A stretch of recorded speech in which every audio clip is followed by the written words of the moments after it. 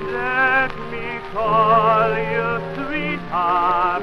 I'm in love with you.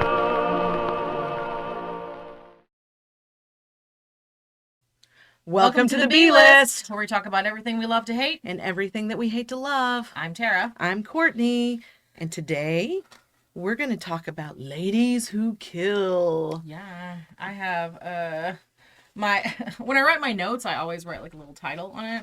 So it's like lady killers, female serial killers. Oh, you go I further just than I put do. lady killers, and I was like, no, but that means that they're killing ladies, and we're not doing that. We're doing the opposite of that. The So opposite of that, yeah. I feel like this is a good transition from like the last recording because like the past couple have been like kind of not man bashy, but like Right. you know, like talking about red flags and fuck boys and all that stuff. Like this is a nice like And damn it, women can be just as brutal. women we can be do just anything. as brutal. Women we need to take it's equal opportunity. Anything you can do, we can do better. Yes, And boy, did our ladies really do a lot better than some of the men. They did some of the things, man. One of the things too, whenever I was reading on some of the most prolific killers, there were, acts of violence, but most of them were poison. I think I read somewhere that like when it's a poisoning, usually it's women. Yeah. Because like we don't want to do the dirty work. We just want to like Right. I'm giving you this drink. Whatever happens to you afterwards is Right. not my fault. Right. Type of thing, Absolutely. Yeah. And one of the ones that I'll talk about actually was kind of like that too. But you want to get started or you want to? Yeah, I can get started. Go for it. This is probably the easiest. I wouldn't say they're easy because people lost their lives, but like the most lighthearted one I will say that I picked. It happened because I'd watched like an old episode of Deadly Women, and she was on Deadly Women. That's how one of mine was too. Her name is Juana Barraza. Juana Barraza. She was dubbed La. Bear with me. I'm very white. I'm gonna try and pronounce this because she's from Mexico. Mata Viejita. I don't know. She was the old lady killer, basically. The old lady killer. Okay. That's what that means. That's what it translates to. She was born in December of 1957. She was born in Hidalgo, which is outside of Mexico City. It's like a rural area. Her mother, this is very important. Her mother was an alcoholic who once exchanged her for 3 beers to a man who raped her and abused her and ended up being the father of her oldest son. Okay, so that's what starts the cycle. That's what starts the cycle. I want to say she was pretty young too when it happened, obviously. But I mean, didn't that happen to Manson too? Like his mom sold him off for a pitcher of beer or something. Something like that, yeah. Something like that. Like, can we not sell our children for alcohol? Like, can we maybe I mean, stop at doing least, that? maybe a harder drug. Maybe like liquor, like 8-ball of Coke beer? or something. Are you kidding me? Yeah. Like you can spend $10 on beer. Yeah. Before her arrest though, she was a professional wrestler in Mexico. Oh. And yeah, she was really into the La Luchadors, like the ones that wear the mask. Yeah. She was super into that. And her ring name was La Dama de Silencio, which is like the Lady of Silence, which is kind of, I don't know if she picked it knowing she was going to be a murderer, but yeah, it's kind of ominous. Yeah. All of her victims were women who were 60 or older. Uh-huh. And usually they lived they lived by themselves and, they had like government assistance. They weren't like rich women. Yeah. And she would bludgeon and strangle them and then rob them. Uh-huh. And she even confessed afterwards when it found out that like when they arrested her, like during her interviews, she said it was because she had like a hatred of her mother and she was like using this as an act to get back at her mother, right. Which happens a lot, I feel like, with people. She'd take all her rage out on them. So she was finally caught after January 2006, like in the Snapped episode, not Snapped, Deadly Women episode, it makes it seem like it was like a long time ago, but in 2006 is when she was caught. Yeah. After a suspect was seen fleeing the home of the last victim, whose name was Ana Maria de los Rios Alfaro. She was 82, and she had been strangled by a stethoscope. Good grief. And someone saw her leaving, and then the police caught her because they thought it was either a man or 2 men that were committing these crimes. Yeah. Because they always think it's a man. Yeah. But Yeah, they were expecting it to be a man. And so on March 31st, 2008, she was found guilty on 16 charges of murder and burglary and aggravated burglary. I don't know what I put there. That's a typo. And she was sentenced to 759 years in prison. So life. She's probably not getting out. So yeah, and she's still alive now. I believe Because so. I Yes. think that there was one that I don't think the one that I picked, but there was a couple that I read that they committed suicide soon after. Yeah, no, she's still in jail. I think she's just. Oh, okay. Yeah. Okay.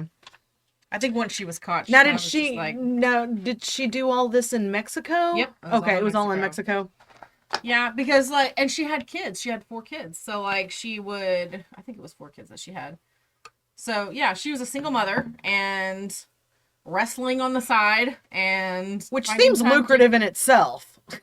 just be a wrestler. Just be a wrestler. And apparently, she was like a badass. Like everyone's like she was good. Yeah. So I think you can find like YouTube videos and stuff of her wrestling. Like, Yeah. I think you can see like. Oh, that's cool. No, I've got another one from outside the United States too. It's Irina. God, she's Russian. So Irina the Russian. I'm so sorry if we have any Russian fans out there. Irina Gaidamachuk. Gaidamachuk. Something like that. But she was like dubbed. You have a guy you're gonna chuck. Maybe. Guy I'm gonna chuck. I'm gonna chuck a guy. Okay. Dubbed Satan in a Skirt is what her name translated That's out pretty to. badass, though. Yeah. She was convicted of murdering 17 elderly women. I feel like a lot of the time, like women either like they kill the elderly or they kill babies Or sick babies. people. That's what I was gonna say. Is that it's always the weakest of it, and it's We not. forgot to say trigger warning.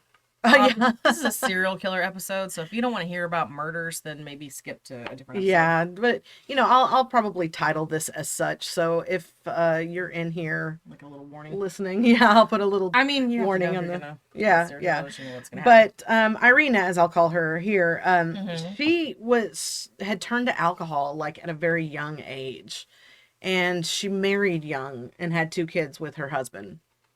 I think that she was only like 16, maybe at the time, or maybe 19. I didn't write that part down, but she was very young whenever she did marry.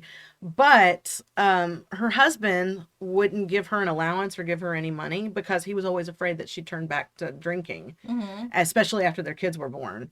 So he would never give her money.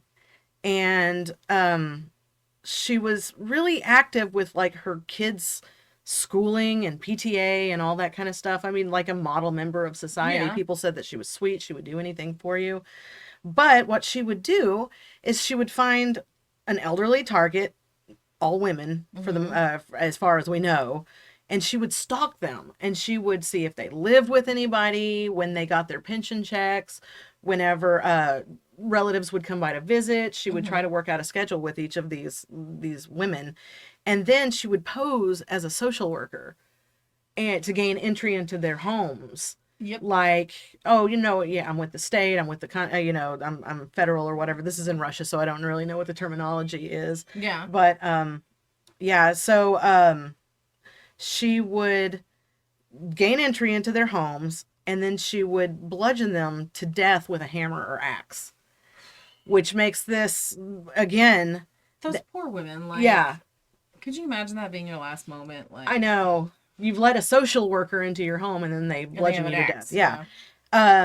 Again, the police thought they were looking for a man. Yeah. Or a man that was dressed as a woman. It's very gaining like entry. Ramirez-y, like, Right. so, like. And the thing is, she would rob them only of whatever cash they had on hand inside their homes. And old people don't have a lot of cash. They don't have a whole lot of Sorry, cash. Just saying it. Like, They said, police said that she had probably only gained about $1,000 over the course of the murders, she was active in her murdering from 2002 to 2010. how many murders did she have? And she was convicted of murdering 17, but there could have been more. In all these cases, there always could be more. So when, like I said, they were looking for a man, and having said that she'd only gained about $1,000 over these 6 years that she did this, some of these murders she took as little as $20 from them. $20 losing their life over the $20 that they had in their That's just purse. ridiculous. Not that you can put a price on it, but like it's damn sight more than $20. Well, yeah. Yeah, it would be one thing to, I would never kill anybody, but if I am forced to murder someone, it better not be for $20. Yeah. Yeah. And so they were looking for a man because they didn't think that a woman could do this There's no way. brutal acts. And so one her victims actually managed to escape before she was killed. And that's whenever police found out that it's a woman, it's a born woman that's doing these heinous acts. Right. And so they ended up arresting the wrong woman, a woman by the name of Irina Valayeva. No, Valayeva. That's how it looks anyway. And they berated her and did all of their fancy schmancy stuff and extracted a false confession from this woman. And I think that the only link that they had was that they had the same first name. But she was entirely innocent. But then they started interviewing the people around these murders and everything. They ended up interviewing like 3,000 people before they were actually able to apprehend her. And they just like pooled all the arenas and got them all into an arena. Yeah. An arena of arenas. Arena. And then whenever she found that they were going to be closing in on her, she changed her tactic. She didn't pose as a social worker anymore. She posed as like an interior designer. So what little old lady needs an interior designer? I know. I'm sorry. They have the same couch from like 1984 and they're not one. And it's covered in plastic, so that's still good. It's still fresh. I know, it's still fresh. Keeps the freshness locked in. And so her final her final victim, let me rephrase that. She was an 81-year-old woman. She was posing as a decorator, of course. Police followed descriptions from neighbors about this tradesman that had been working in this victim's house, and that's how they actually that's the thing caught too her. Usually older people live in the same community, so it's like they got nothing but time to stare out their window. Yeah, and this all happened in the same area. Saw a car that I didn't recognize. I saw like even my parents who live like 2 blocks away from me will be like, who was at your house last night? I saw a car there. Yeah. Like, yeah. Old people can't mind their business. I know. My poor Thank mother. God old people can't mind their business. My poor mother lives across the street from my grandmother, and my grandmother is always who's over at your house? I don't know, Mom. It's somebody just parked their car in front of the house. They're not in my house. Oh, okay. Well, let me know. Let me know if you need me. Right. You know? Yeah. So, her youngest victim was 61. Her oldest was 89 years old. That's crazy. I have a little old lady that comes to me once a week, and she started bringing her little elderly friend with her. Mm-hmm. And so she's the able-bodied one, and her little elderly friend, she's 82, and the lady she's bringing is her old neighbor. So, yeah, I don't know how old she is, but she uses a walker, and she can't even stand upright. Like, how could you murder someone who can't? Like, they're so defenseless. They're so defenseless. Yeah, but they always look at themselves as like the lions, hunting the weakest prey, the sick animals, the young animals. Clean picking. Pick them off so the slowest one of the bunch you go get. Her husband, who she was married to for 14 years, said, I lived with her for 14 years, but never suspected a thing. And then she confessed whenever they caught her. She confessed and said, I did it for the money. I just wanted to be a normal mom, but I had a craving for drink. My husband, Yuri, wouldn't give me money for vodka. Thanks a lot, Yuri. You couldn't give her $40 for some vodka? Here's the kicker of the whole thing. 17 murders and 1 attempted murder. Mm-hmm. In June 2012, she was only given 20 years. Mm-hmm. And that was reduced from the 25-year minimum because the judge had mercy on her because she was a mother. So she had 5 years taken off the minimum sentence for that. She only got 20 years. And I think that she's still serving to this day, but she'll get out in her lifetime. And she murdered 17 women. Hold your grandma's close if you live in Russia, man. No kidding. It could happen here, though. It's happened here. Oh, it does. It's just so sad. Especially when they have, because I'm always on the fence about the death penalty, but, if they have proof You did this. Yeah. You're not getting out of jail. I know. Stay in And jail. there's something so severely broken about these people too that it's like maybe we should send them back to their maker. Like, You know, like, it's like, this one's defective. this one's defective. Send it back. Send it But back, yes. I digress, though. Yeah, There that's is like a too whole many. other, that's a whole Yeah, other thing there's we too gotta many talk about. innocent on death row that I can't really say it's the end justifies the means. But Right. like you said, that's another episode. So. So my next one is inspired by the fact that I'm going to New Orleans this summer, and so you can't talk about lady serial killers without talking about Madame Delphine LaLaurie. Yes. Who was famously played by Kathy Bates on American Horror Story season 2 of Yes. Coven. She did an excellent job, as she always does. So shout out to Kathy Bates if you're listening. Be my best friend. Out with the old. In with the new. I can't compete with Kathy Bates. Okay, so Delphine was born in New Orleans in 1787, so this is taking it way back. Taking it back. Taking it back. In a pretty well-to-do family. They were pretty prominent in their town. European Creole community. Mm-hmm. You know, I love the accents. I think it's I do like too. I'm like, I know you're from America, but just talk to me for a little I bit. know. You know? I'm gonna be so excited. So in 1800, she was married to her first husband, who was a high-ranking Spanish royal official. His name, God help me, Don Ramon de Lopez y Angulo. And in 1804, he was called back to Spain. So they were en route to go back to Spain, and he died suddenly in Havana. And a few days later, she gave birth to her daughter. That's gotta be, because like that's traumatic. that's not like you're going on a cruise, Right? It's probably a rough trip, anyways. Right. Yeah. And gave birth to her daughter, whose name is Marie Borgia Delphine Lopez y Angelo de la Candelaria. They called her Borquita. So Okay. we're gonna We'll go stick with that. We're gonna go with that. Then she returned back to New Orleans with her daughter. In 1808, just a few years later, she remarried, had 4 more children with this guy. I didn't even write down his name because there was didn't say a whole lot. Yeah. They were married from 1808 to 1816 when he died. Okay. So far, none of these deaths are her fault. Mm-hmm. She lived a rough go of it. So you're kind of in her favor at that point because you're like, man, she just can't catch a break, you know? Mm-hmm. Then in 1825, she remarried again to a physician who was much younger than she was, named Leonard Louis Nicholas LaLaurie. Okay.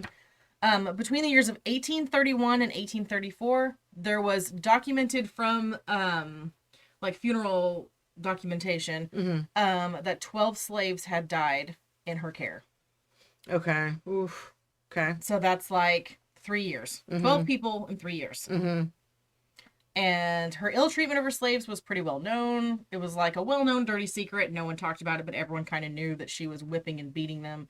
And they were described as looking haggard and tired, like the slave. Not that you should ever own slaves. Mm-hmm. That's a horrible thing. Let's not do that. But like, you know, like maybe don't treat them that. Well. Like that. And in April 1834, a fire broke out at her mansion, and when the police and the fire marshals got there, they found a 70-year-old cook chained to the stove by her ankle. Good grief. And she admitted that the fire was her fault. She was trying to commit suicide because she knew that slaves were taken to the top floor and none of them ever came down. And so to stop the beatings, to stop getting treated bad, she set this fire. Uh-huh. And the LaLauries refused to give them the keys. So bystanders and stuff had to beat down the doors to get down. They're like, because they want to know what's upstairs. Right. Like, if this is what's happening. And they go upstairs and they found, trigger warning, 7 slaves, more or less. More or less. That were I take it they couldn't mutilated. identify? They were suspended by their necks with their limbs stretched and torn off Oh my goodness. from one extremity to the other. That piece of shit and her family fled to Paris to avoid Right. getting in trouble. And she stayed there in exile until her death in 1842 or 1849. There's a lot of like, Yeah. they don't know when she died. The records aren't always. But she wanted many times to come back to New Orleans. She just thought that she could just come back. And her family talked her out of going back. So she was never punished. Never punished. Never No. never went to trial. No, but her Oh, what a mansion's still there. They monster. have like tours and stuff, and you can go and see it in New Orleans. And before I was doing all the research on it, I really wanted to go, but now I'm like, God, that's so tacky. Like, people died there. Like, Uh-huh. but what a piece of shit. I didn't know that she was not held accountable for it. I didn't know because in American Horror Story, she's like obviously decapitated, comes back to life and blah blah blah and all this kind of stuff, like as a witch or something. But I'm like, God almighty, like Yeah. apparently I mean her family had to have known what she was doing. You would think that they would. It's in the but- same house. Yeah, you would think they would. God, I couldn't even imagine. Yeah. Just the atrocities that happened. These poor slaves. I mean, they didn't deserve anything they ever got in life. No. They didn't deserve any of that. And then No. to have some monster here. There was one article that I was reading about how like she did let a couple of her slaves go. I just skipped right over that because like that doesn't make up for the fact that she freaking That tortured she and murdered people. Tortured and murdered. Oh my Yeah. gosh, that's just Yeah. amazing. And how many in all did they say that they found? Was 7? 7 were found More in the or house. less. Yeah. Then the slave woman who was Chained. chained to the stove, who had been beaten. And then before that, 12 slaves had died in her care before. And of course, yeah, this is before Any you of that. had anybody going out and So, bounty hunting or And anything they're not like that. looking, yeah, they're not looking, like once she's gone, you can't Once- really. Yeah, especially out of the country like that. Like even if you write a letter, it's going to take like 90 years for it to get over there. Oh, so. there's a special place in hell where they're burning. Oh, for sure. I'm so For sure. convinced that these people are all, Oh, yes. they have to be. If there is a God in this world, these people have to be suffering Yeah. now. If They there's have some to. kind of something out there, then yeah, she's definitely getting the short end of that stick. Oh, I hope so. Well, that brings me to this is one that happened back in the 1800s as well. Mhm. Amelia Elizabeth Dyer. This happened in England, and she was active with her murders from 1880 to 1896. And again, preying on the weak. She was dubbed the Reading Baby Farmer because she was near the town of Reading or Reading. I don't know how they pronounce it overseas, but I'll say the Reading Baby Farmer. And this one is one of those that she came from a normal kind of upper middle class family. Her father was a shoemaker, successful. She was not impoverished or anything growing up, but as her mother was aging, she caught typhus. And Mhm. as a result of that, she had mental issues and became very mentally ill. And Amelia had to take care of her in the last years of her life. And because of these emotional issues that she had, she was prone to violent outbursts, which was probably what triggered Amelia Dyer's own mental illnesses as well. Yeah. I can see that's probably going to be really difficult to take care of. And this one, is a little bit touchier because it wasn't, her mother didn't start out that way, but as a result of a very serious fever, Right.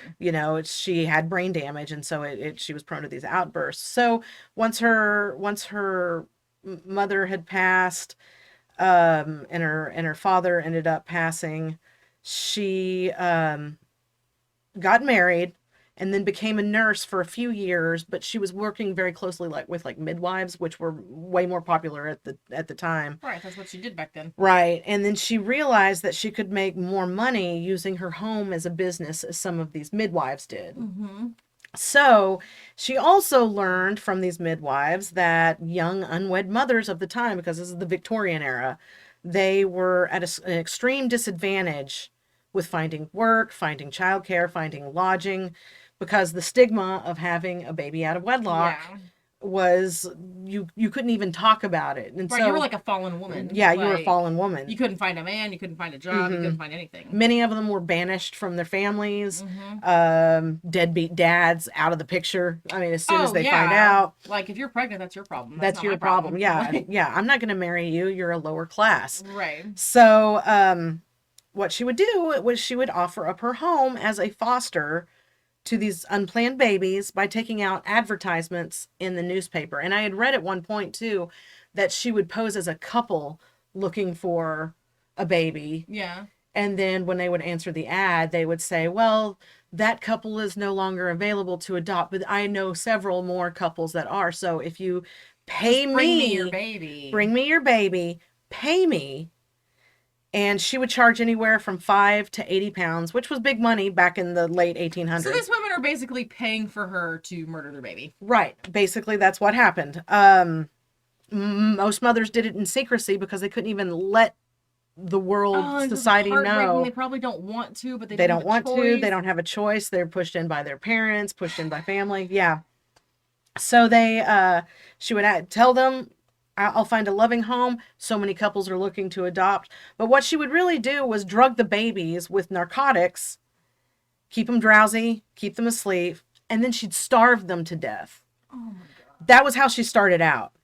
Limited forensics at the time would deem the deaths as a failure to thrive. Oh, hell is too good Because, for yeah, people like this. I know, Like, right? Fucking seriously. So, because SIDS wasn't understood at the time. Failure to Right. thrive was a big thing, and they couldn't do, They were like, oh, the baby just passed autopsies away. were so, Like, yeah, autopsies you're were not so gonna go through giving an autopsy to a small baby who, like, it probably just, died in its sleep. That's Yeah. what it looked like, is that it just Right. quit breathing. And so after too many deaths, she was arrested but convicted of neglect and sentenced to only 6 months hard labor. No, put her in prison. Right? Because what they were thinking is that she was just being neglectful and not. No, put her baby killing ass in prison and see Right. what they do to her there. Right.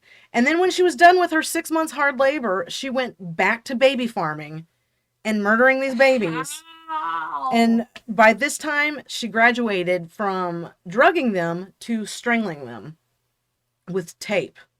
And then she would box them up and then throw them in the Thames River. So one of the parcels that she dumped, she had wrapped in a parcel paper, but it had her address on it. So that's, Good. yeah. Good. So that's when she was caught, is that somebody discovered this parcel in the river and then her address, and then the police caught her at that point. Then they dragged the river and found more infant bodies, and they were all wrapped up. They were all wrapped up just the same. And one of the bodies that they found had just been placed in her care 11 days earlier. And the birth mother had to come back and identify the remains to show that it was that. Yeah, it was.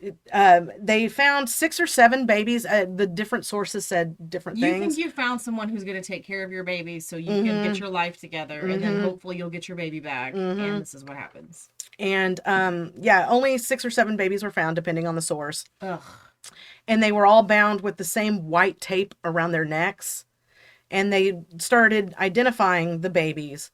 But she's thought to killed anywhere from 100 to 400 babies throughout the 15 years that she ran this grift. Oh, put some tape And around her fucking neck. she's one of the ones that tried to complete suicide twice while she was jailed, No. waiting for her trial. No. But they caught her, and she Strap her ass to a chair and let her. she was executed by hanging in 1896. Good. So hope it was slow. Hope it was painful. I hope it was too. I hope she felt all Put her in a the box and throw her pain, ass in the river. all the pain. Yeah, so my last one is pretty much just as bad. I mean, if we're gonna go as far as like who's the worst, a little gal named Myra Hindley, who she was one of 2 of the Morse killers from the 1960s. It was her and Ian Brady. They were like, they had this whole like natural born killers like blood fest going on, and Bonnie and Clyde. Very Bonnie and Clyde. She was born in 1942, raised working class. Her father was an alcoholic and abused his wife's children because that's what you did back in England, or not in England, anywhere. But like back in the day, you just like, and they lived kind of poor. They didn't have a whole lot of money. And her dad taught her how to fight. There's like some famous story of like someone, I guess, was picking on her in school or something like that. And he told her, if you don't beat that kid's ass, I'm going to beat your ass. So she had to go to school and fight this kid and beat him up. And her up, whoever, I don't know. Right. So she was taught to fight. She was known to be rough. She was known to be like scrappy and but very likable. People liked her. In 1961, at the age of my phone's going off. At the age of 18, while working, she met Ian Brady, and they became infatuated with each other. And it said, when I was reading about it, their dates were usually watching X-rated movies, then going back to her house where they would drink wine and read about Nazi crimes. Oh, it's healthy. That's a great way to live your life. Perfect. That's how you know you found the one. Ugh. That puts a sour taste in your mouth. He had the idea originally of wanting to commit the perfect murder, but they kind of got into it together. I am in no way excusing what she did at all, because she probably would have turned out to be a piece of shit anyways. But they watched a movie based on other killers, Leopold and Loeb, The famous case of like teenage boys who murdered a kid. Yeah, yeah.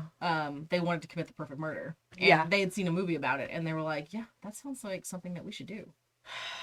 And that was in I think that was like a year before, something like that. So they were kind of thinking about it for a while. And in July 1963, they committed their first murder.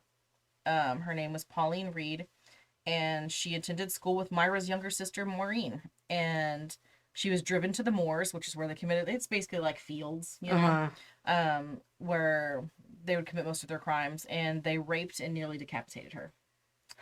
She was 16, I think. And then in November 1963, they offered 12-year-old John Kilbride a ride home, telling him his parents would be worried that he was out so late. And they took him to the moors, sexually assaulted him, tried to slit his throat, and they couldn't quite get the job done, so then they strangled him. In June 1964, so it's like pretty much on a 6-month schedule that they're doing this. June 1964, they asked 12-year-old Keith Bennett to help load boxes into their car. And they went to the moors, sexually assaulted him, and strangled him. What gets to me is that these kids are just trying to help. They're just trying to like, hey, come help me real quick. Yeah. And these kids are constantly trying to Because we help. teach our kids, you know, help I when have you taught, can. I read that, I listened to this on a podcast, and that's what this woman had told her children, so I started telling my boys the same thing, because you know Corbin's very helpful. I taught my boys that adults never need children's help. Yeah. If you see another That's kid true. that needs help, maybe. But like an adult does not need your help with anything. Yeah. Just And walk away. that's basically what I was taught too. Which is kind of how I felt about, remember how Ted Bundy, when he was like at the lake or whatever, and he's like asking people to help him with his fucking boat to get it on top of it, and all these women are like, I ain't helping you. Like, right. Why do you have a broken arm and you're trying to row a boat? Right. None of this makes sense. All that silence of the lambs. I would be the first one to say, nay, I'm going home. So in December of 1964, they asked 10-year-old Leslie Ann Downey for help carrying packages to their car. They took her to their house first. This was kind of different. They took her to their house first, forcibly undressed her, tied her up, and made her take photographs. Oh, sick assholes. And they raped and murdered her and took her to the moors. And in October 1965... Hanley and Brady picked up 17-year-old Edward Evans, took him to their house, strangled him, but this time they messed up because they got Myra's brother-in-law involved. Because they kind of, I don't know why they had this idea that he would want to do it with them. Yeah. But they kind of thought, like, let's bring someone. The more people you bring into your crimes, probably the worse it's going to be for you. Yeah. And he witnessed them, like, basically, this is a 17-year-old boy, so, like, he had just a hard a kid time himself, yeah. But they had a harder time of it than, like, a 12-year-old. Yeah. So they're having to, like, wrestle him to the ground. An adult-sized kid. Yeah, they ended up murdering this guy and in front of the brother-in-law, and he testified against them. He was like, yes, this is what I saw. Like, yeah. Good. Yeah, and... They said that this body is too heavy. Can you go, like, get your baby pram from your baby? Can let you carry your baby in? Can you go bring that to us so we can carry this dead body somewhere? And he thought about it, but then he eventually was like, no. And he told his wife, and they ended up going to the police and all this kind of stuff. And he ended up testifying against them. During the investigation, police found photos of their victims, found photos of them, because they would constantly go back to the moors. So, like, there's one picture, it's a famous picture of her, Myra Hindley's bent down, looking down at, there's a dead body. It's buried, but, like, she knows where he's buried. So, like, she's just, like, hanging out where she's murdered his... A lot of them do that. They go back to the scene where they've to spend time with them. And a particularly damning piece of evidence, because the whole time she was saying she was forced into this by Ian Brady. Oh, of course. She didn't commit any of the murders, but she was there. But they had a 16-minute audio recording of Leslie Ann Downey being raped and murdered. And of course her voice is there. Myra Hindley was very much a part of it, yelling and screaming at this girl. And so, yeah. Her and her piece of shit boyfriend were sentenced to life. And he ended up, I read about him and listened to podcasts and stuff, and Ian Brady, like, a couple of times he tried to, like, go on, like, a hunger strike, and the police were like, okay. Like, all right, go ahead, starve. They wouldn't let him die. Piece of shit. They wouldn't let him die of it, but they, like, fine, starve yourself, and then they, like, intravenously made him be fed and all that kind of stuff, put feeding tubes down him and stuff. she still says that like she didn't really, it was his fault. And There was another couple that's pretty I famous. don't think she's dead yet. I think she's still in jail. Is she still in jail? Yeah. But every time she comes up for, I mean, Leslie and Downey's, her parents are still alive. Like, they constantly, like, no, please don't let her. Like, all the victims' families is like, no, please leave her there. She's going to die in prison. They're not going to let her out. Yeah. Well, yeah, I hope that she rots. Yeah. Don't even take her body out. Just let her decompose on a cobblestone floor for all I care. I just don't like little kids. Like... Because again, they're the weak ones of and they're just trying to help, like, and they just want to help, and they look for the good in the world. When you're jaded adults like us, there is no good left. Yeah, you know, with those kids. Even as an adult, if someone were to ask me for help with something in their car, I would probably say nah. Oh yeah, I wouldn't. I never go in. No, I'm sorry. Never go with anybody who asks for help. Don't. I mean, I loved, you know, like Silence of the Lambs and stuff like that growing up. Yes. So I already knew, don't get in anybody's van. No, don't go into their house. Suit, you know? Yeah. Like, no, thank you. Yeah. I always make that joke, but it happens. It happens, and that's just our dark humor, though, is that because we know it's a possibility that it can happen. It's all right, Courtney. What do you got for us next? Oh yeah, so the next one that the last one I'll talk about, this is a little bit kind of famous-y. You actually told me that she had an episode on Netflix, like Roommate from Hell, Worst Roommate Ever. Worst Roommate Ever. Yeah, that's what it was. And I watched it just the other, like, a few weeks ago. Yeah, she's the first episode of this little mini series that they have on Netflix, but her name was Dorothea Puente. And this happened in Sacramento, California. And the years that she was most active was between 1982 and 1988. And I vaguely remember whenever they arrested her and put her on trial. I remember hearing about her in the news, but of course I was such a young age at this point that I didn't know anything about her until I saw that roommate thing. But I had listened to one of my podcasts I listened to had done Morbid had done an episode about it, and I listened to it and I was like, who is this? Yeah, and I remember it's very rare that something covered on a true crime podcast that I have not already heard about. Right. And I remember watching her story. I think it was on like Deadly Women or, you know, one of those Snapped or something. I think it was Deadly Women. Look at it. But it's been a while since I had seen it, and so that I was glad that you told me that the Netflix show, because it really kind of went into depth about one of her. Yeah, and for me, it had like pictures of her. It had pictures of her, and what gets to me is this woman looked like the sweet little old grandma next door. She looks like one of the little old ladies who gets murdered in another story. She looks like probably one of the victims of the first person I talked about. She's the white hair with the set curls, gigantic glasses.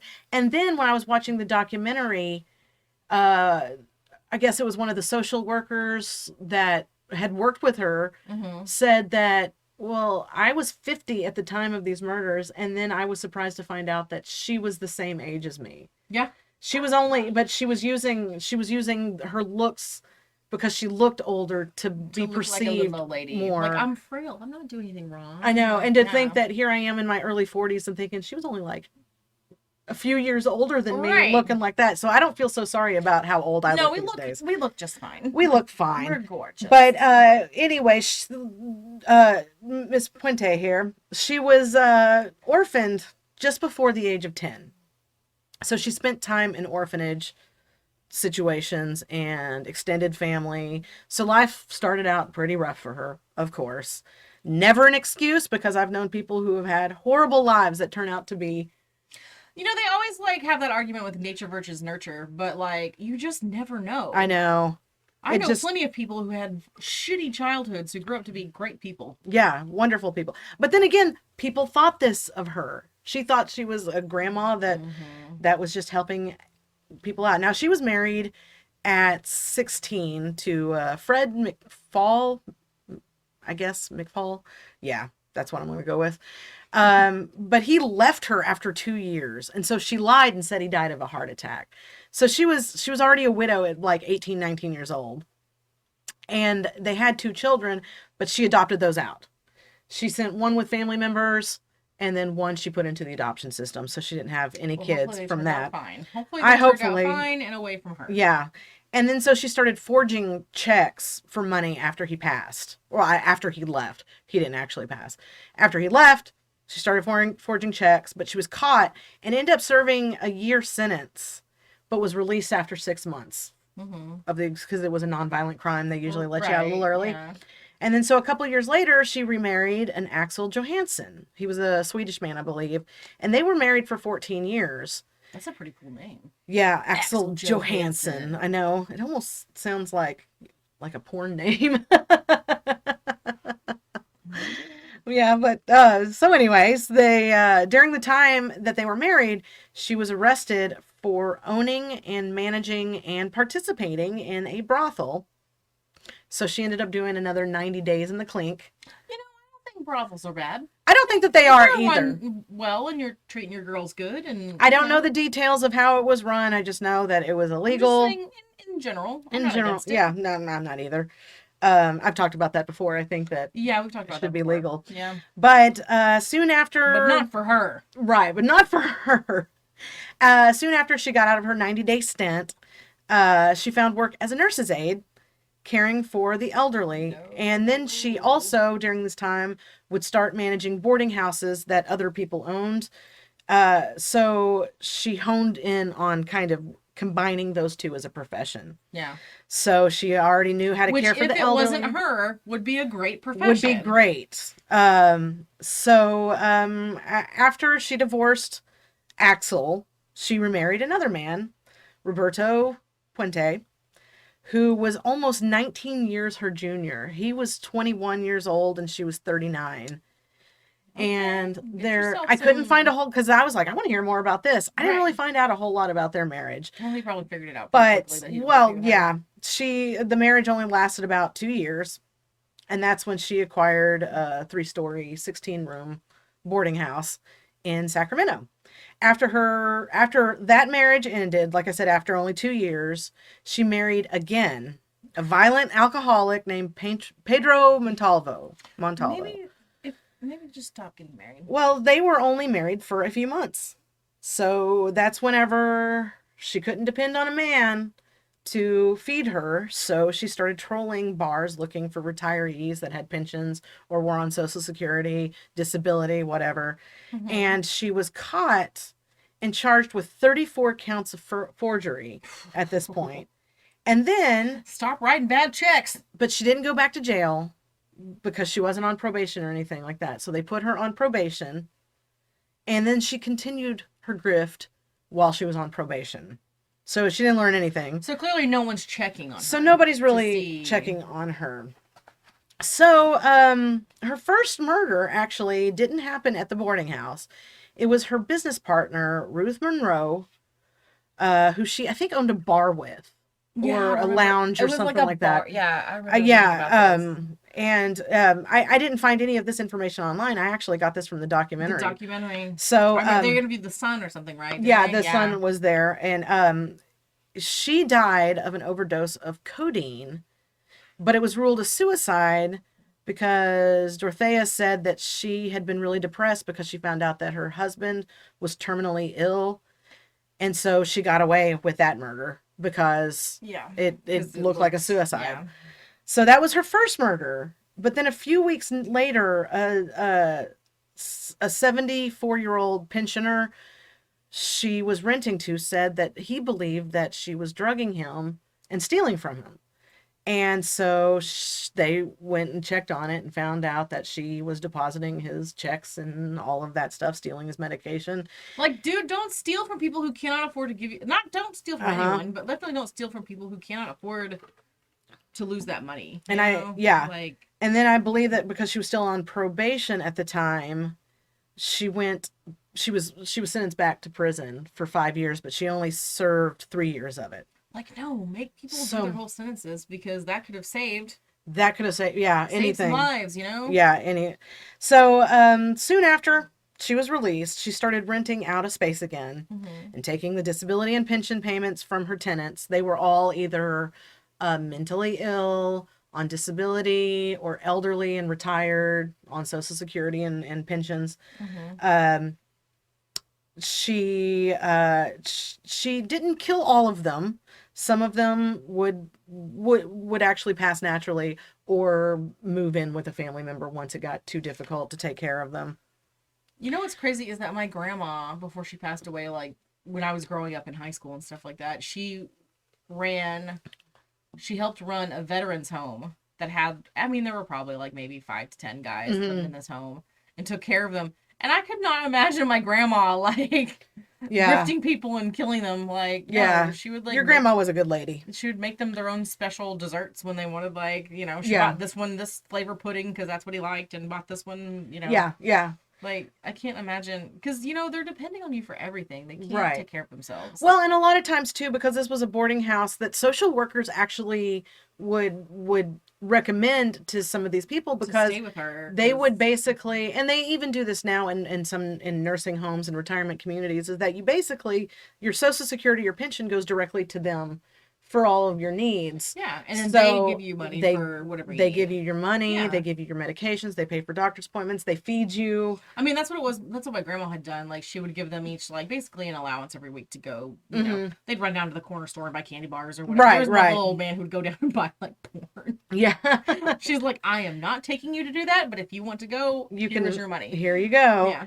And so they were estimating that she was making about $5,000 a month from tenants coming in and signing over their checks.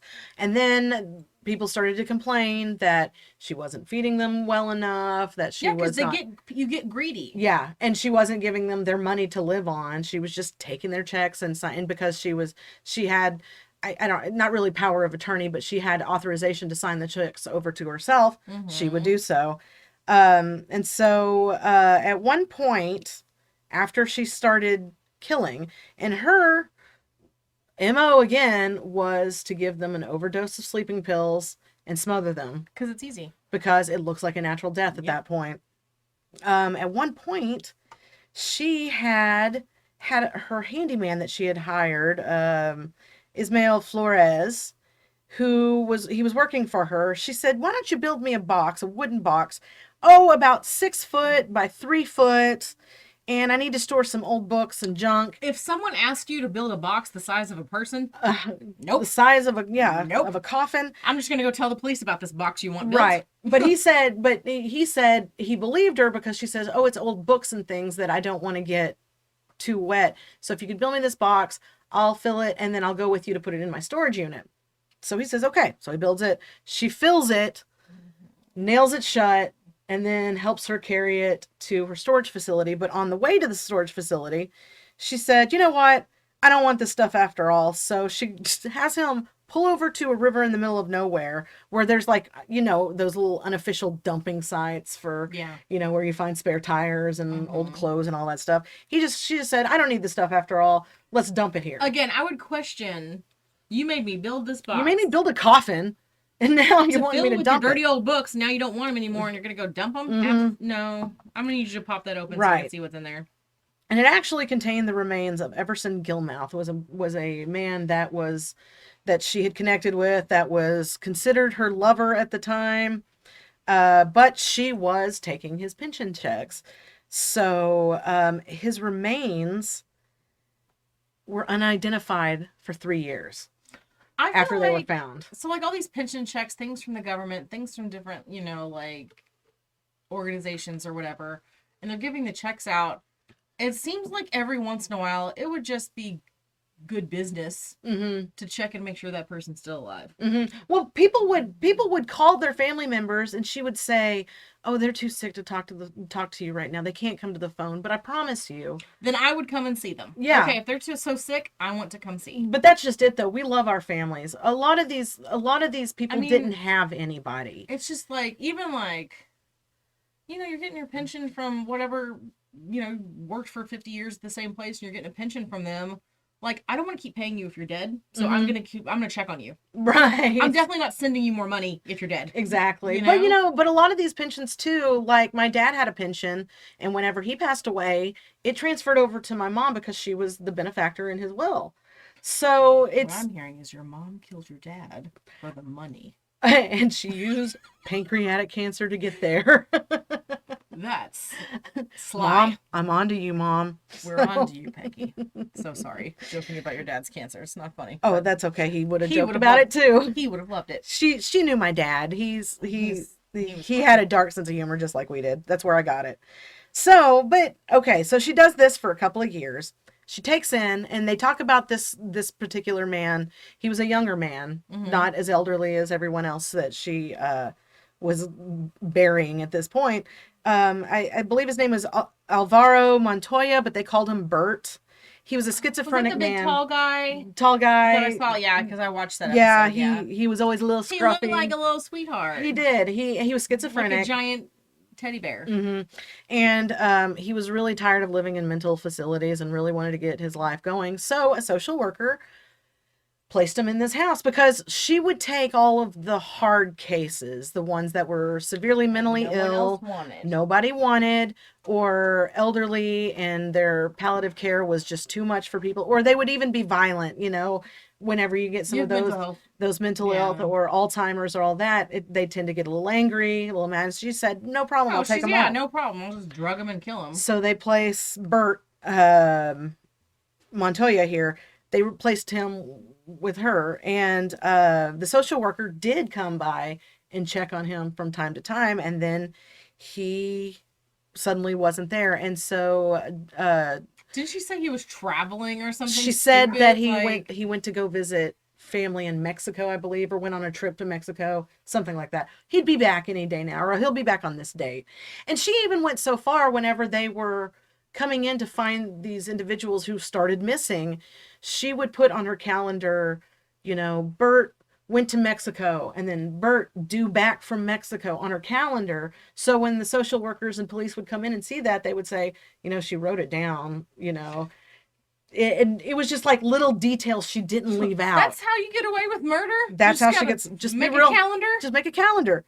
See, I couldn't have done it because I was getting my hair done that day. Preston will be back on Friday. Right.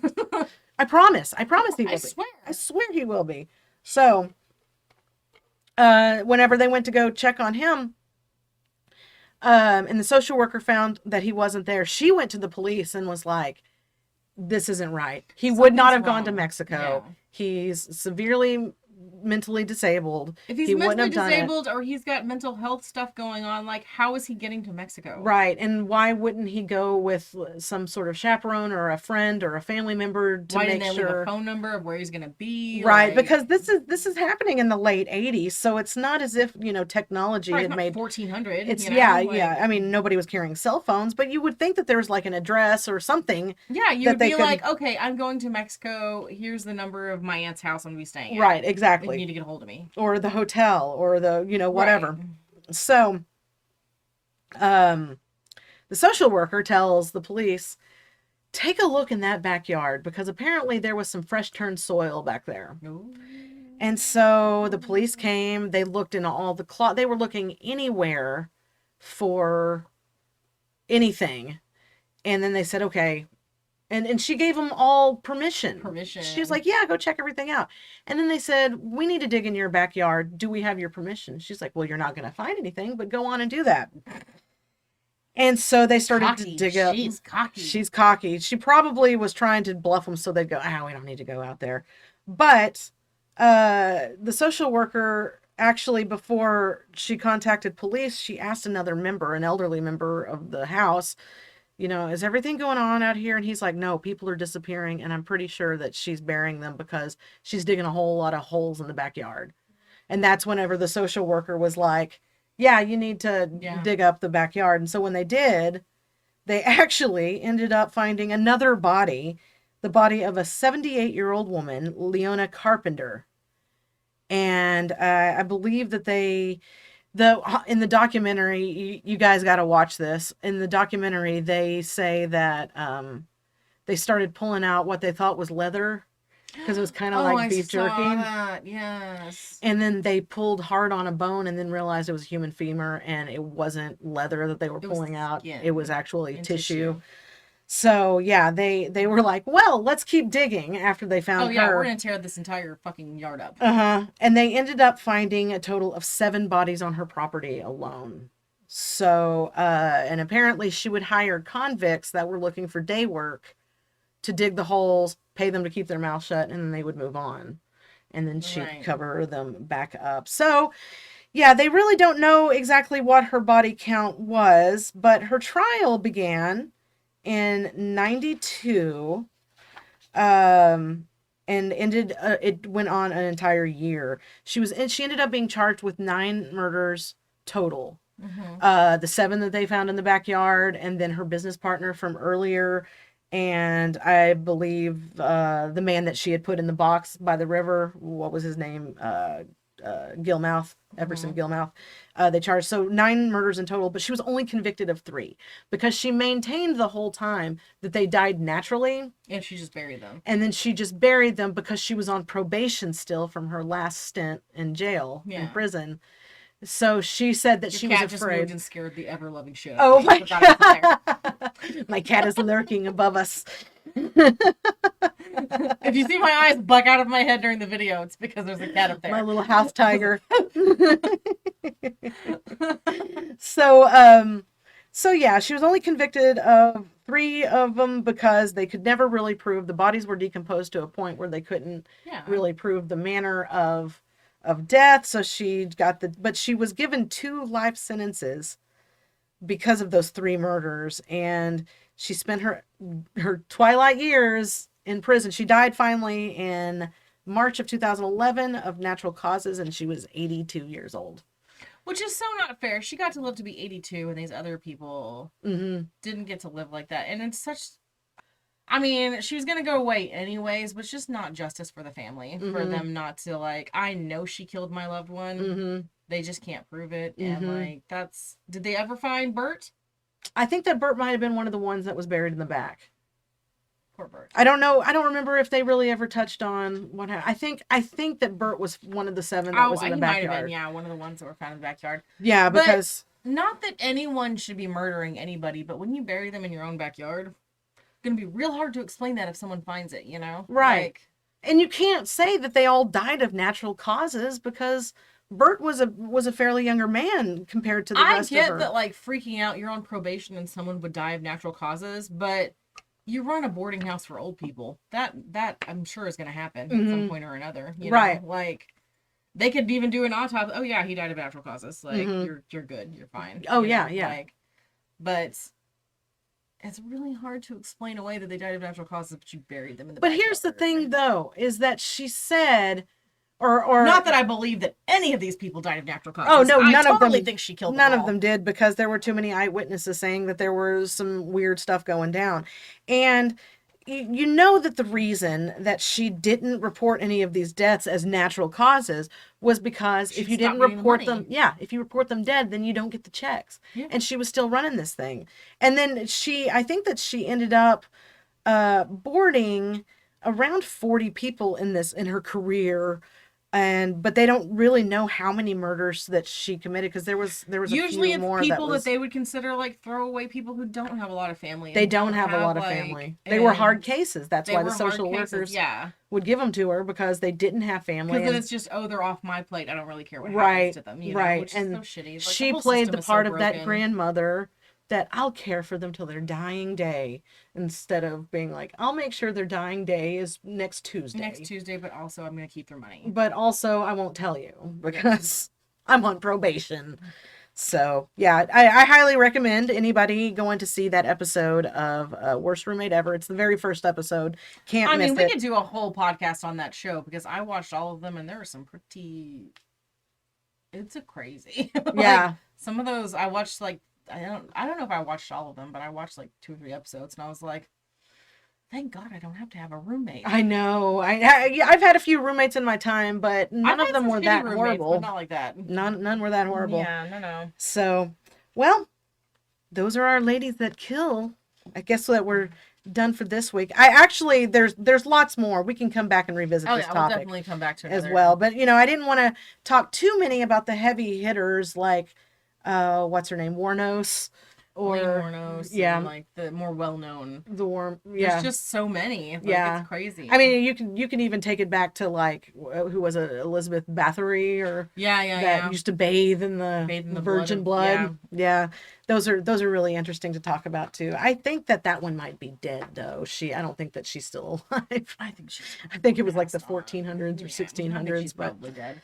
But yeah, But yeah, you we'll guys, come back.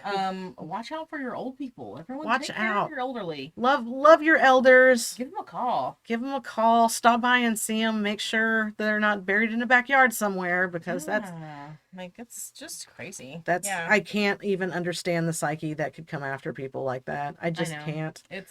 That's why it's so interesting. Yeah. Like it's not just the acts themselves that's interesting. It's like, but why? But why? What in your brain is so broken that you think that this is a good idea? I went and got my cosmetology license because I wanted to help people in what little way I could. Yeah, and like Myra Hindley, like I have fallen for some stupid dudes in my time. Oh yeah, we all have. Never once when I was like, I would murder for this person. Never. No. No. There's too much work involved in that. I mean, even that, like, I'm not reading about Nazi crimes. No thanks. No. Well, I mean, that's not a good date to me. I'll read about Nazi crimes, but I don't want to talk about it over candlelight. Yeah, I'm not thinking that's a good idea. It's for us to go do later. So yeah. So at any rate, so we'll come back again with the same topic. And if you guys have any of your lady killers that you would like us to touch on and discuss, you're more than welcome to drop us a comment, drop us an email. You can now listen to us on Spotify, Google Podcasts, Apple Podcasts. And, I'll work on getting us on some more platforms too, because I understand that there's quite a few out there. So Courtney's keep looking amazing. for She's us. great at that kind of stuff. I'm really not. It takes me forever to navigate. I am really feeling my age whenever it comes to technology. Someone the other day was like telling me that like they liked all the different like backgrounds and stuff like that. And how do you guys do that? Like, how do you I was like, I just talk into the microphone. That has nothing to do with me. I show up and have my notes. That's my job. I just have a green piece of cloth behind us. Courtney is the brains behind this operation. I'm just the mouth. As much as I hate to admit it, though, I sometimes have to bring in outside help to be like, honey, can you show me how to do this? I mean, but hey, I figure it out. So we figure it out. And I don't have to murder a lot of people to do it. And we do it for you guys. We do it for you guys. Yeah, so like, subscribe, click the notification, click those notifications. Notifications. Click the notifications so that way you don't miss an episode. And we'll see you next time. Bye, you guys. Bye, Love you guys. Take care of each other. Be safe. Let me call you sweetheart.